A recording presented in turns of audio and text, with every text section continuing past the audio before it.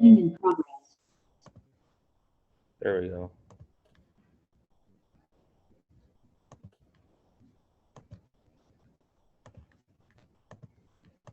Speaker and his people. We humbly acknowledge. And the battles that he led, and it made a big impression on me because when I think about our Afro-American challenges that he led the fight on, tribal people and people face this in life. And we worked in concert to work on civil rights, voting rights, and other such things. That's why Dr. King is such. Yeah, I'm gonna.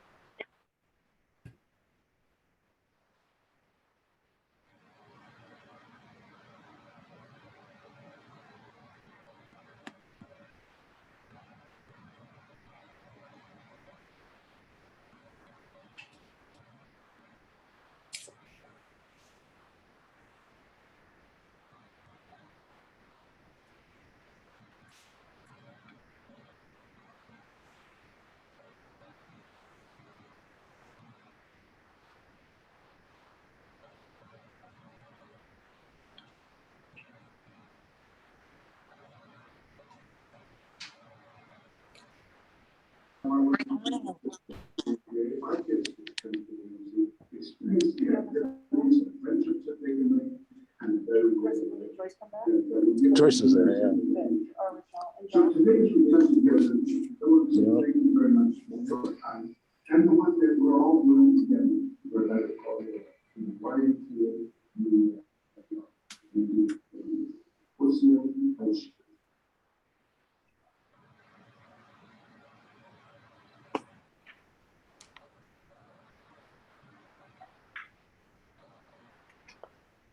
Introduce myself to Dr. Janice Green. I'm with the Snohomish County NAACP and actually do other things in the community as well. So I'm a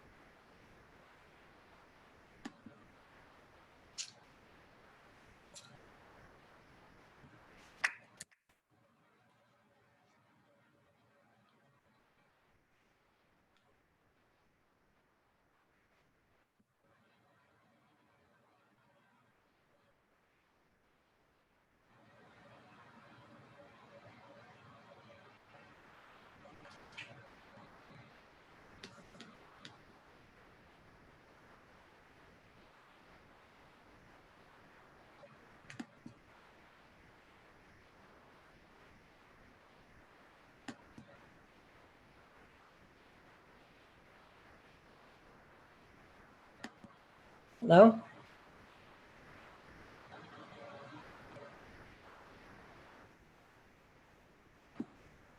Hello?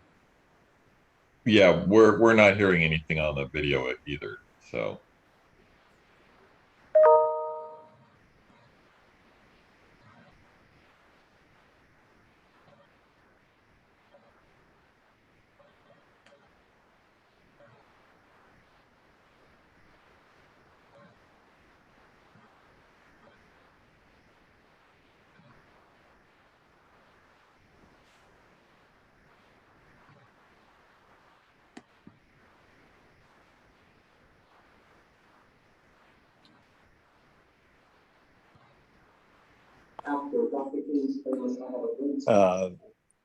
The central office is working on that audio side of things, so bear with us. okay.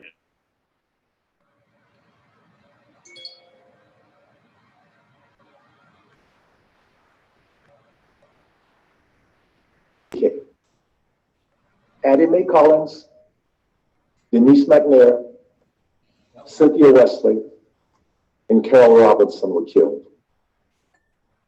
In addition to killing Addie Mae, Sorry about that. Carol, and Denise, 22 people were injured in the bomb blast. Don't forget that they were at a church getting ready to attend a Sunday school class. Denise McNair was 11 years old. Addie Mae, Carol, and Cynthia were 14 years old. The 14-year-old girls were 1 year younger than my mom when my mom gave birth to me. I wanted to mention their names because after they were killed, a man said, when all of these, and you can just fill in the blank, they will start with the letter N. When all of these leave town, you will never hear the names of these, and you can fill in the blank again. I hope we will never, ever forget Addie Mae Collins, Cynthia Wesley, Carol Robinson, and Denise McNair. The bomb, those 18 sticks of dynamite awakened the nation to the deadly consequences of hate. Dr. King spoke at the memorial for 3 of the girls. They did not have the service for Addie Mae Collins because her 12-year-old sister, Sarah, was seriously injured, blinded in her right eye and partially blinded in her left eye when the bomb exploded. As Dr. King was leaving the service, a reporter stuck a microphone in his face and said, Dr. King, tell me something. Don't you just hate the people who did this? Now remember this. I was a young boy being raised by my grandmother in a little tiny town in Louisiana that sat right in the middle of a big cotton field. We did not have running water, and we had only recently had electricity installed in our house. I did not have a lot of direction in my life. What Dr. King said that day became a defining moment in my life.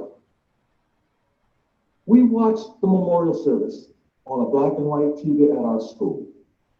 Our school was a 1st through 12th grade school.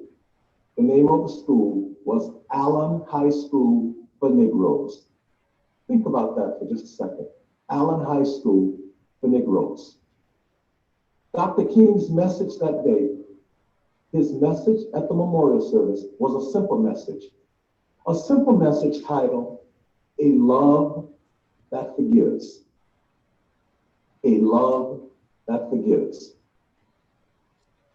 When the reporter asked Dr. King if he hated the people who did this, I remember hoping that Dr. King would say something different. I was hoping he would give us freedom to act out, the freedom to do something stupid.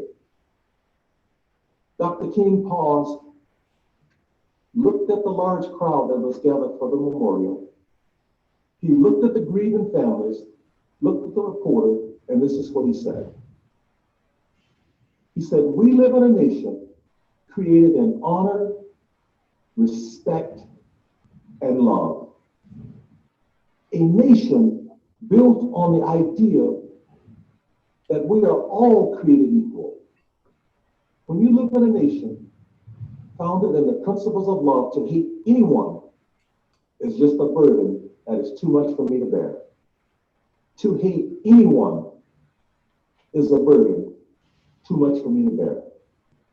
For us to hate anyone should be a burden too much for us to bear. Finally, I've spent most of my adult life studying Dr. King. I've read just about every book and watched many documentaries about him. I even met one of his lieutenants, Congressman John Lewis, in 2018. And I asked Congressman Lewis, what was Dr. King's mission in life? I wanted to know what was his mission. When I asked the question, Congressman Lewis looked deep into my eyes. He appeared to be searching for my expression as he shared Dr. King's mission with me in a way that no one else could.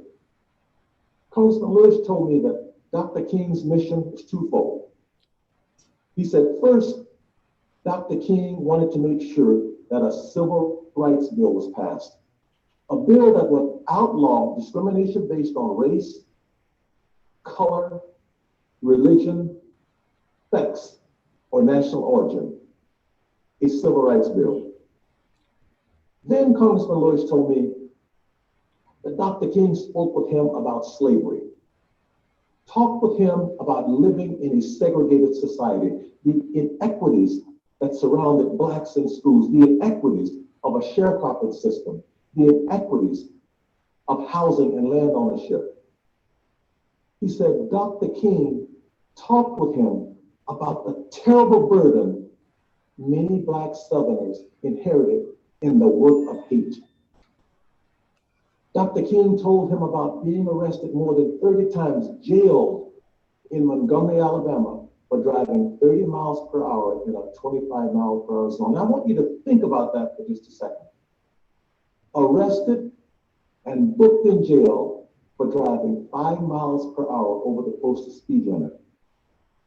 With all of that, Congressman Lewis said that Dr. King's second mission in life was to lay down the burden of hatred and redeem the soul of America. Lay down the burden of hatred and redeem the soul of America. So the theme of the day is this: life's most persistent and urgent question is, what are you doing for others? There, I believe, is your answer. Lay down the burden of hatred and redeem the soul of America. Or, as Pope Francis said, extinguish the fire of hatred. That's all I have for you today. I want to wish all of you peace, patience, and kindness. Thank you. Anybody who knows the YMCA knows that we're a safe place for kids. In fact, ask anyone about their first experience with the Y, and they'll probably share a childhood memory. The Y is likely where they learned how to swim, or first played organized sports. It's where they spent their afternoons after school, or it was their first job. Youth development is in our DNA. It's the first thing we ever were. Before the big buildings or catchy song, we were a place for young people.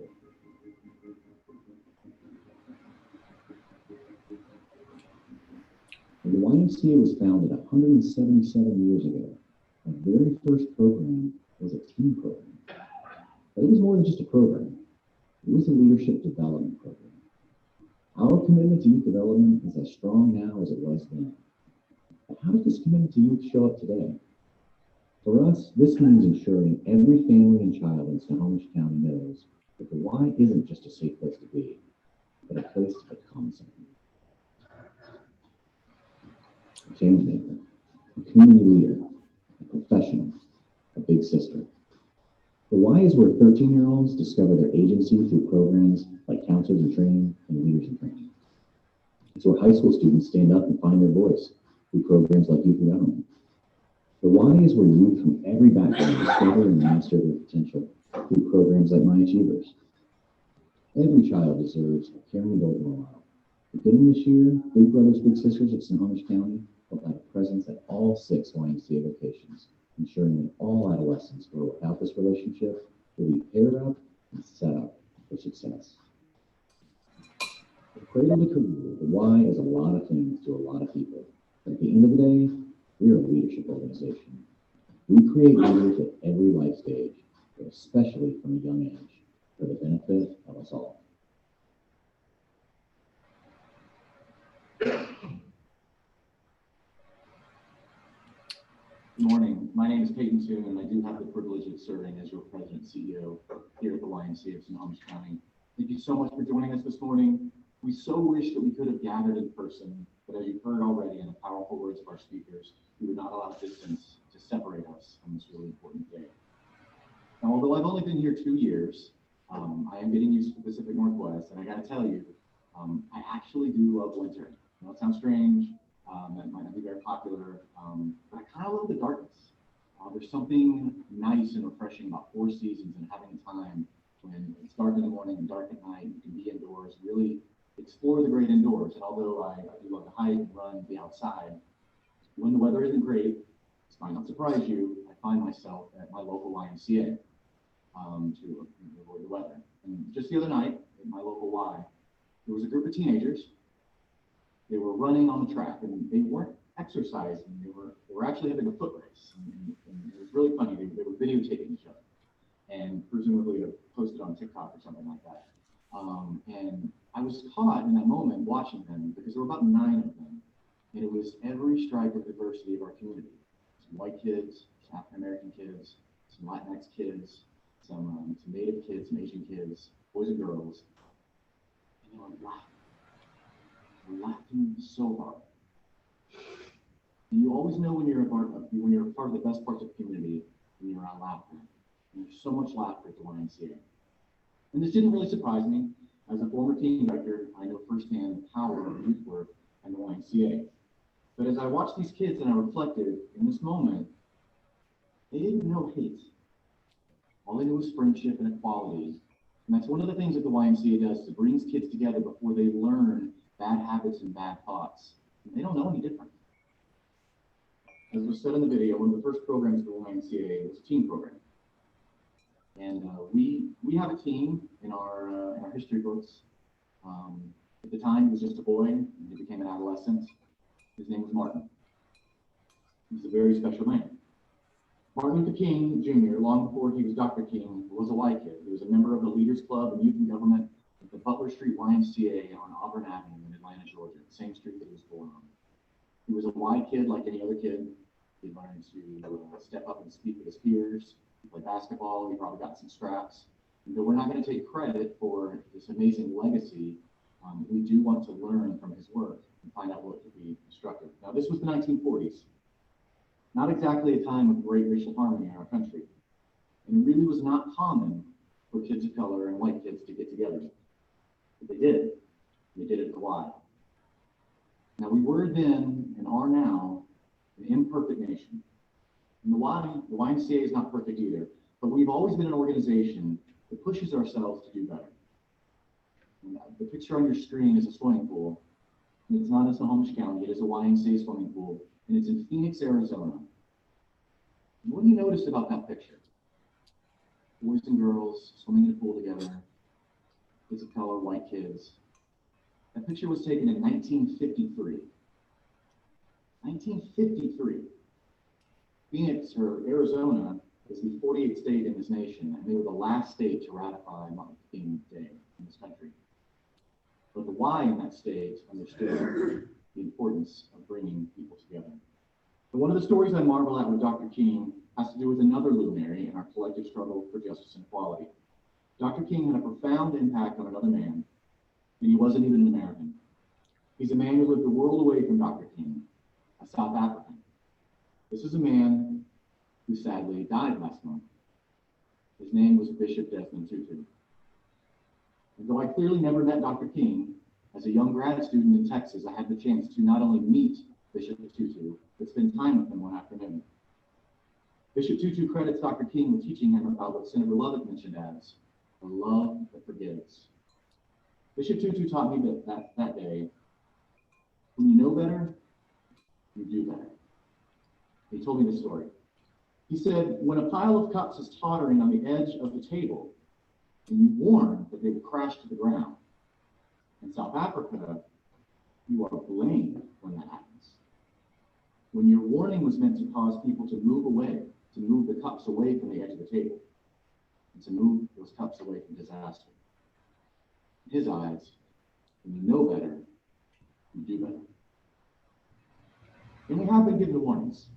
We hear them all the time. But are we only hearing the warnings? Or are we also recognizing that it's not only our opportunity, but our responsibility to respond when our community is asking for a positive change, to do the right thing? And Dr. King did respond, and so did Bishop Tutu. Bishop Tutu was a Black South African. He lived under brutal laws of apartheid his entire life, almost his entire life. Heavily influenced by the teachings of Dr. King, Tutu was not only instrumental in the release of Nelson Mandela, the abolishment of apartheid policies in South Africa, but also, and maybe most importantly, the healing of tensions between Black and white South Africans through the Truth and Reconciliation Commissions.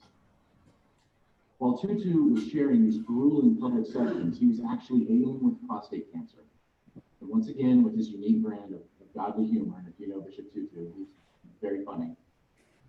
His humor proved to be good medicine, and he said, the best kind of healer is a wounded healer, because he has empathy for the wounded and the wounded. That is a love that forgives. It could not escape you to listen to Bishop Tutu, the profound impact of the legacy of Dr. Martin Luther King on Bishop Tutu. And that too is instructive. As teachers of young people, we have a powerful opportunity to shape the lives of the next generation. It's our opportunity, and it's also our responsibility. We never know how in our teaching of the next generation, we can leave a profound impact for years to come, possibly continents away. Okay, now some YMCA stuff. You know I'm the CEO, and I couldn't talk to you without asking you and giving you some opportunities to get involved. Senator Lubbock said that he's standing on the shoulders of giants, and that is such a powerful way to put it. But we are also inheritors of a great legacy of service in the YMCA.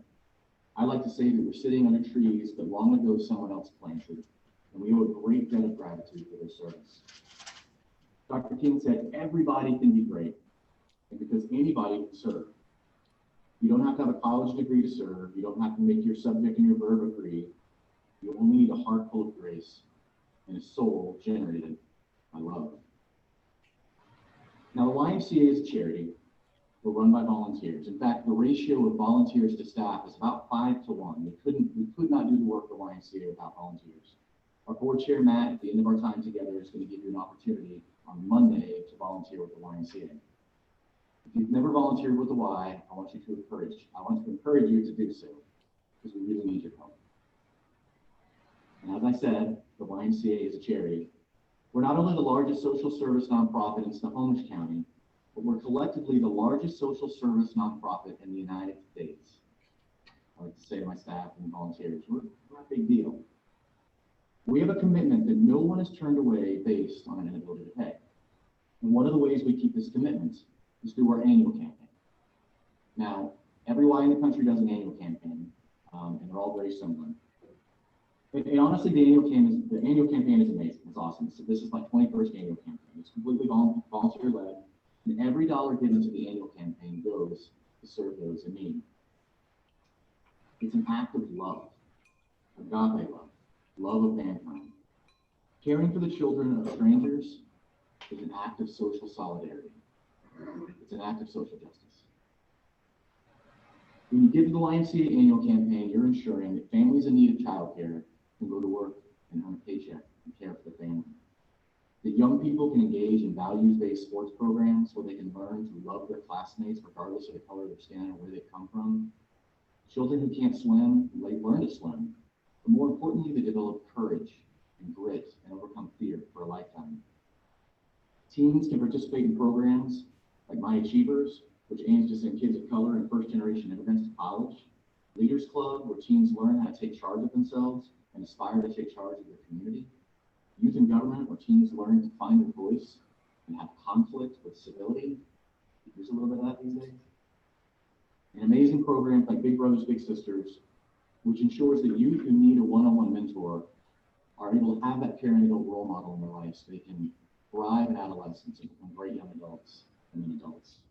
And this is just a sample of the amazing programs that your YMCA provides to all youth in Snohomish County, regardless of their ability to pay.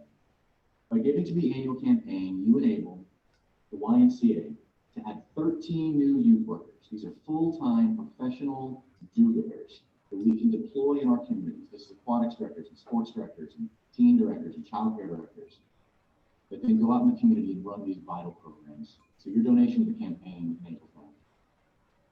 So on your screen is a QR code. You want to pull out your cell phone and scan it. It'll take you to a website. If you feel moved, I encourage you and ask you to consider to give. If you're watching today and you belong to a local Y, please know that your gift goes 100% to your Y. 100% of annual campaign dollars go to support access. It doesn't pay for coffee, it doesn't pay for the towels at your YMCA, it doesn't pay for the light bill. It all goes to access for all. And you will never know how your act of kindness will transform the life of someone else. You don't know what's overcoming. If you've never given to the Y, I want to humbly ask you to join us. By giving to the campaign, you are answering in part what Dr. Keene asked us, which is one of life's most persistent and urgent questions is, what are you doing for others? By giving to them, you're very much continuing in this legacy of service, the legacy of Dr. Martin Luther King, a Y kid, one of our own. So thank you for your time. Thank you for being with us this morning. It is my honor and my privilege to introduce our next speaker. She is our immediate past chair of the YMCA of Snohomish County, my former boss, my good friend. She just flew in last night from my home state, the great state of Texas. Please join me in welcoming Phyllis Turner Green to reflect on what the legacy of Dr. Martin Luther King Jr. means to her. Thank you.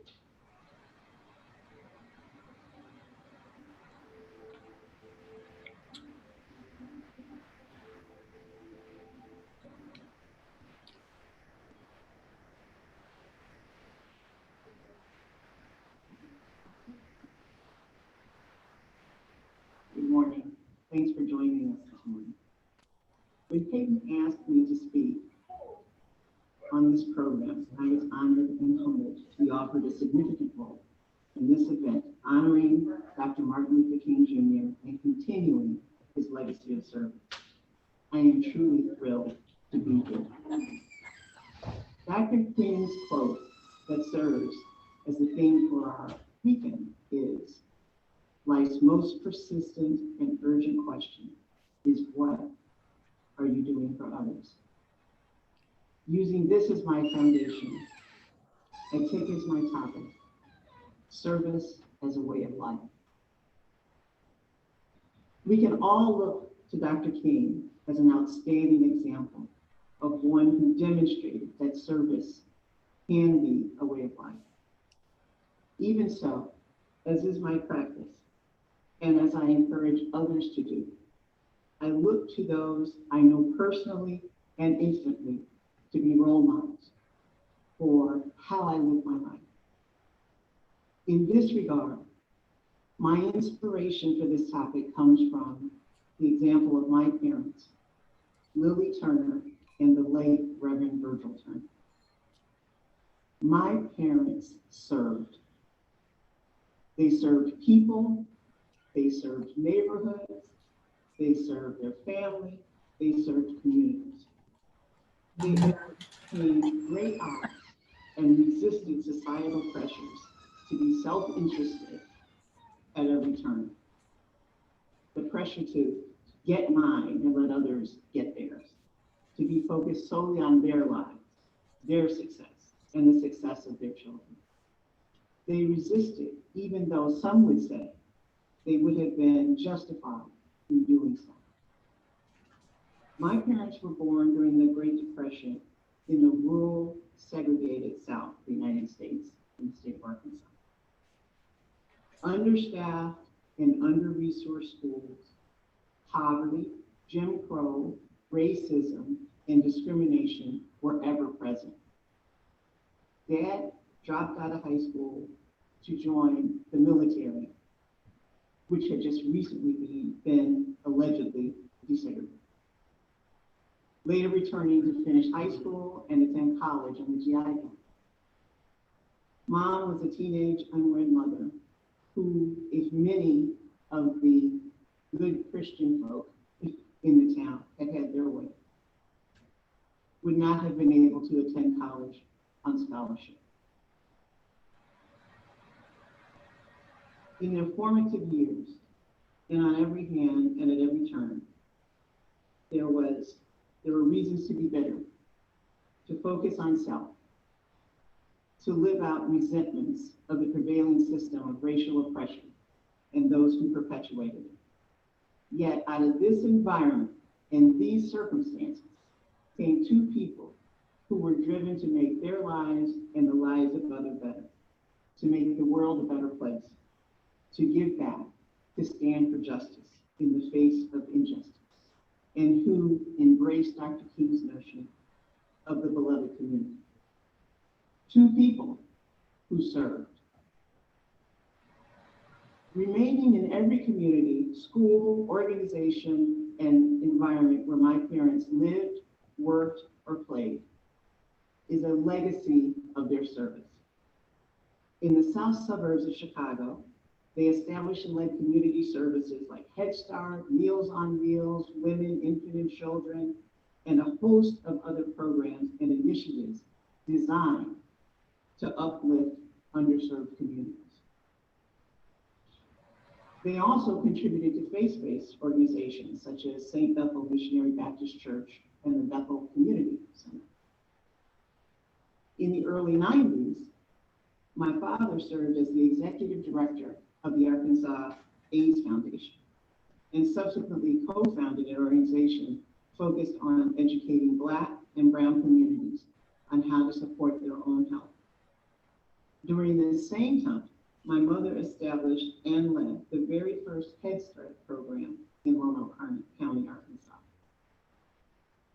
They were both instrumental in reinvigorating Lonoke's George Washington Carver Alumni Association, honoring the legacy of Lonoke. Oh, it's the Martin Luther King Day meeting. Which was ultimately closed after integration. And it might well have been forgotten if not for the of a few dedicated folks. Not very interested. My mom and dad. Now, the Carver Alumni Association is a pillar of the Lonoke, Arkansas community and provides scholarships and other supports to students striving to academically excel. Again, they serve. The ultimate legacy of service as a way of life that Virgil left and that Lily is still building is the commitment to service instilled in their children. Me and my sisters, Valerie Turner and Felicia. All of us have a service orientation. I could spend hours extolling the service projects, big and small, that my sisters have undertaken. So I'll just mention a few.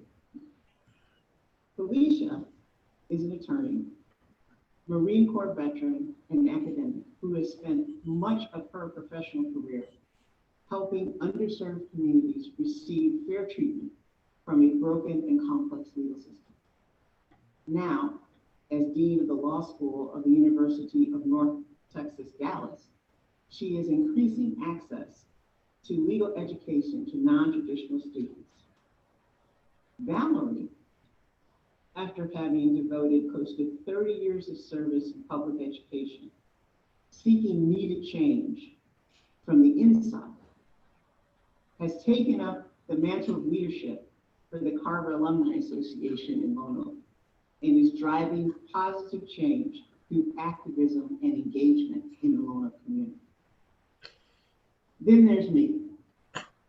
Admittedly, I have not always leaned into the service orientation that is clearly part of my DNA.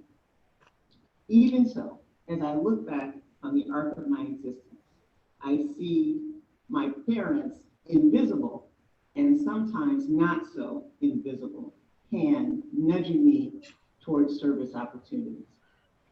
As a youngster, During summers, I was required to volunteer in one or more of the programs that my parents managed.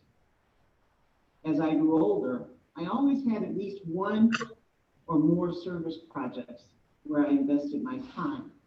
Mostly, there was no theme or programmatic scheme to my various service interests.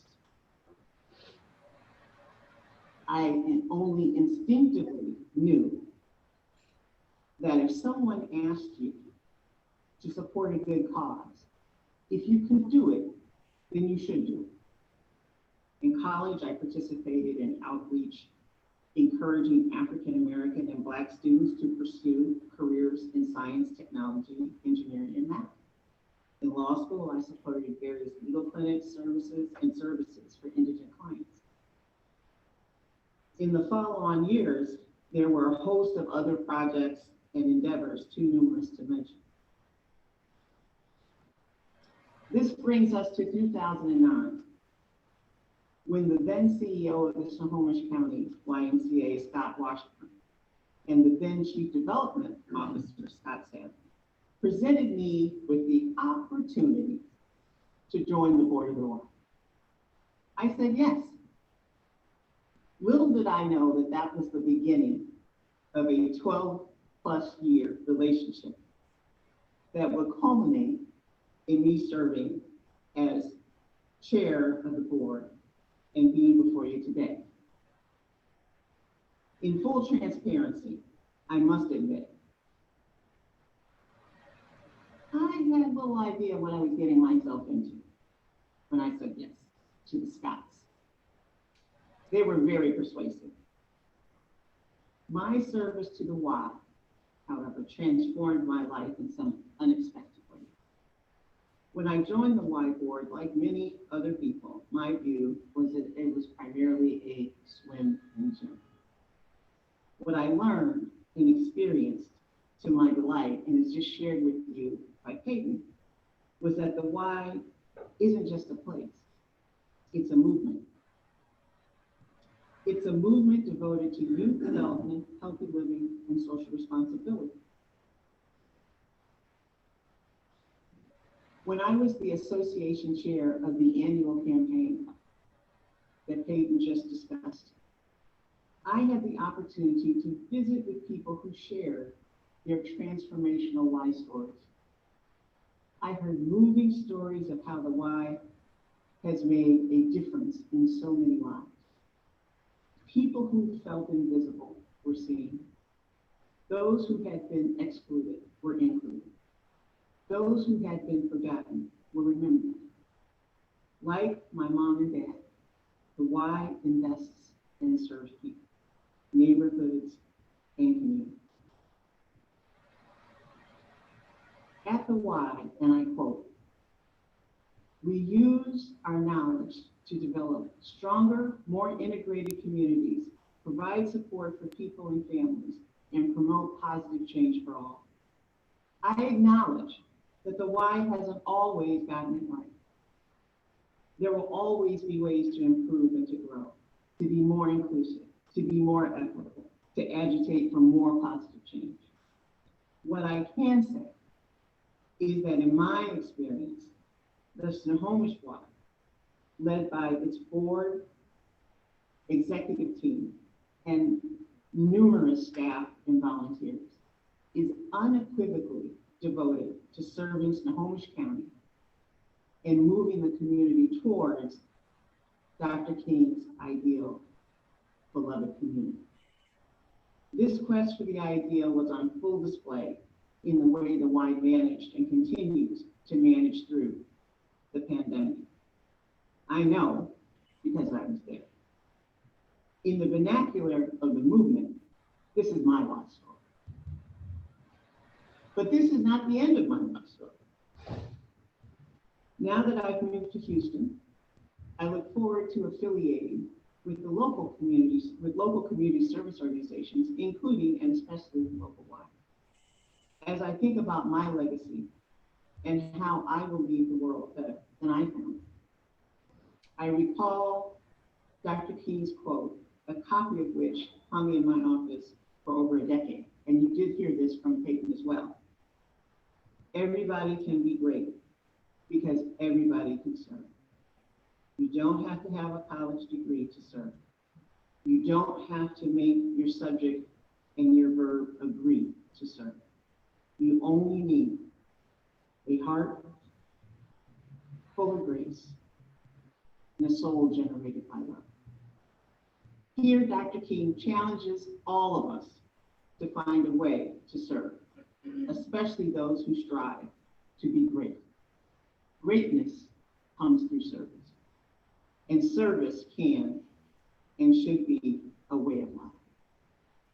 As I leave the podium, I would like to leave you with the lyrics of one of Dr. King's favorite songs. If I can help somebody as I pass along, if I can cheer somebody with a word or song, if I can show somebody how they're traveling wrong, then my living shall not be in vain. Thank you.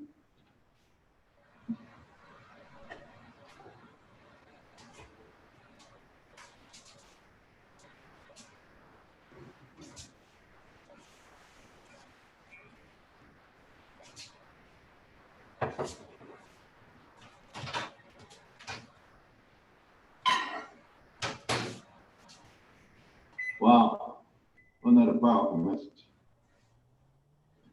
I want to thank our speakers, Mel, Janet, Phyllis, who traveled up from Texas to give us that message, and certainly Senator Lovett for the powerful words and inspiration to get up. It's an honor to be able to hear from all of them. Wonderful experience. And what a wonderful breakfast that was we had today. Oh, didn't get that edited out. Just kidding. We wanted to have breakfast with you, and next year we hope we will. We are certainly going to plan on it. We hope all of you will join us again and tell your friends and neighbors to join us. A couple more thank yous. Once again, thanks to Coastal Community Bank. We appreciate your sponsorship. I'm going to do a shout out to the Martin Luther King Jr. Committee, made up of the YMCA staff, for the fantastic job and planning they did putting this together. Again, to our inspirational speakers. But as Martin Luther King would say, it has to happen every day.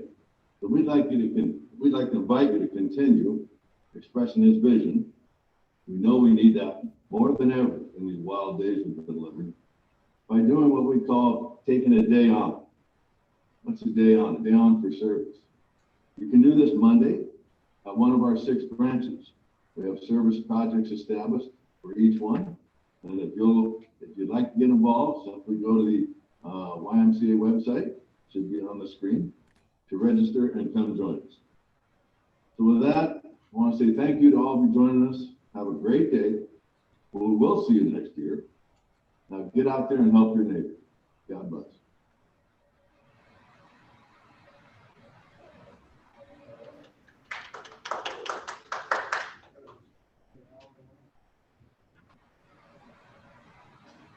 You didn't bring breakfast. We were eating together, all right, yes. If you brought breakfast, you would have been a lot longer. It's your fault.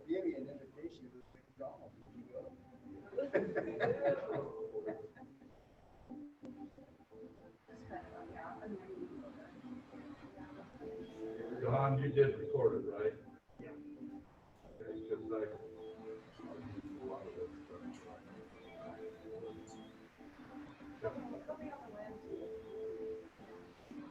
That's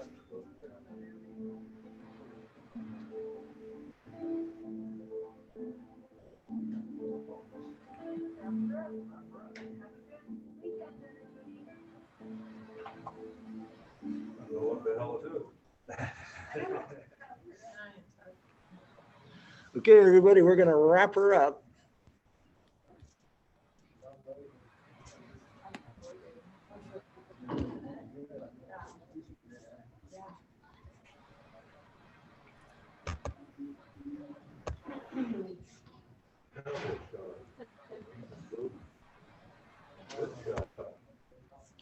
You want to give them to me? Have a good week, everybody. See you later.